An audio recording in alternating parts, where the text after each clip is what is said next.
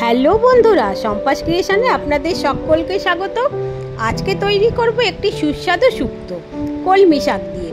অত্যন্ত সহজ, যে কেউ তৈরি করতে পারবেন বাড়িতে থাকা উপকরণ দিয়ে।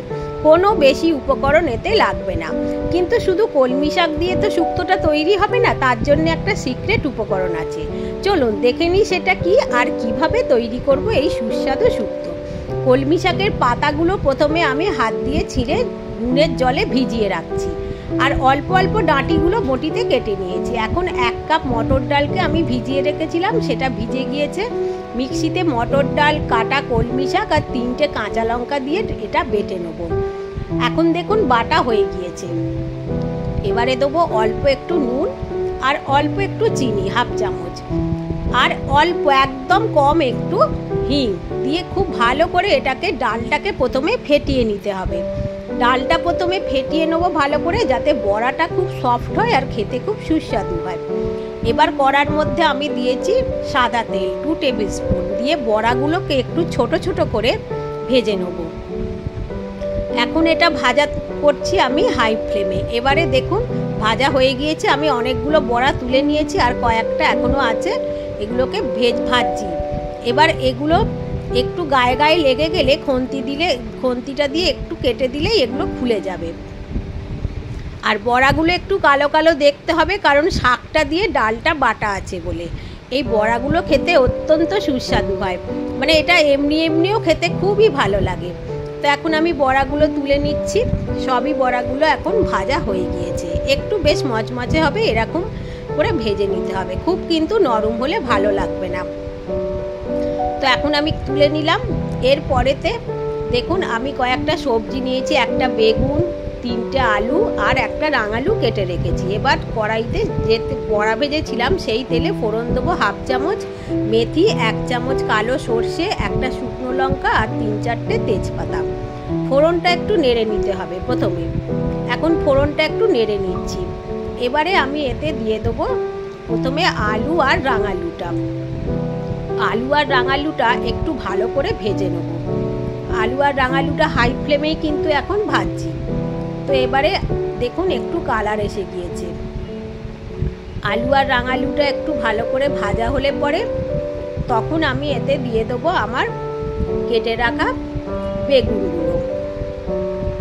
বেগুনগুলো আগে দিইনি, কারণ এগুলো আগে সব আলুর সাথে ভাজলে এগুলো ভীষণ গলে যায়। তো এখন বেগুনটা দিয়ে দিয়েছি, সব ভেজে নিচ্ছি। এবারে আমি 2 চামচ নিয়েছি পোস্তটাকে বেটে নিচ্ছি। এখন সব ভাজা হয়ে গিয়েছে, বেগুনগুলো আমি তুলে নেব। বেগুনগুলো আলুর সাথে কিন্তু সিদ্ধ করব না, তাহলে একদম গলে যায়। তো এখন বেগুন তুলে নেব, নিয়ে শুধু দেখুন আলু আর এই যে রাঙালুটা আছে এর মধ্যে জল দিয়ে দেবো, পরিমাণ মতো নুন দিয়ে। হাই ফ্লেমেতে এটাকে এখন আমি ঢাকা চাপা দিয়ে দেবো, দিয়ে এটা সিদ্ধ হবার জন্য রেখে দেবো। এবার খানিকক্ষণ পরে ঢাকা খুলে এখন দেখুন এটা অনেকক্ষণ ফুটে গিয়েছে। ভাজা আলুগুলো, এই ভাজা বেগুনটা দিয়ে দিলাম। এবারে এটা নেড়ে মিশিয়ে নেব। আলুটা এখন সিদ্ধ হয়ে এসছে। দিয়ে দেবো 2 চামচ এখানে আদা বাটা আর 1 চামচ চিনি। এটা শুক্তো বলে এখানে চিনিটা আমি 1 চামচ দিয়েছি, আর আপনারা যদি বেশি মিষ্টি খান আর একটু দিতে পারেন।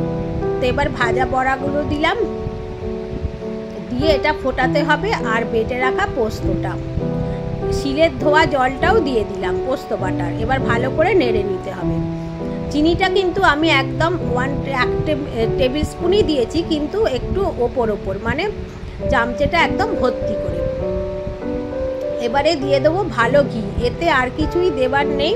এটা হয়ে গিয়েছে, শুধু ভালো ঘি দিয়ে এটা ভালো করে ফুটিয়ে নিলেই একদম রেডি। এত সুস্বাদু খেতে হয় এটা, এক পদেই 1 থালা ভাত শেষ হয়ে যাবে, এত ভালো লাগে খেতে। খুবই সুস্বাদু হয়, খেয়ে দেখবেন খুবই ভালো লাগবে। এখন আমি এটা সার্ভ করে দিচ্ছি। বন্ধুরা, আপনাদের যদি আমার এই রেসিপিটি ভালো লাগে, পছন্দ হয়, তাহলে আমার চ্যানেলটিকে সাবস্ক্রাইব করার অনুরোধ করব। একটা লাইক আর কমেন্ট করে দিলে খুব ভালো লাগবে। বেল আইকনটা প্রেস করে রাখলে আমার আপলোড করা ভিডিও সমস্ত নোটিফিকেশন আপনারা পেয়ে যাবেন। আজকের মতো বিদায় তাহলে বন্ধুরা, সকলে ভালো থাকবেন, সুস্থ থাকবেন। আবার দেখা হবে পরের কোনো এপিসোডে। সকলকে অনেক ধন্যবাদ।